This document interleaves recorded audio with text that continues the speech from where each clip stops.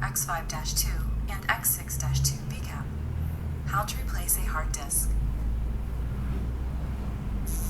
Please use an anti-static wrist strap and anti-static mat when handling sensitive components.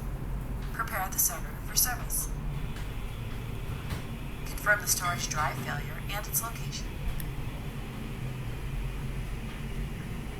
Push the latch release button to open the drive latch. Grasp the latch and pull the drive out of the slot. Align the new drive and slide it into the slot until the drive is fully seated. Close the drive latch to lock the drive in place.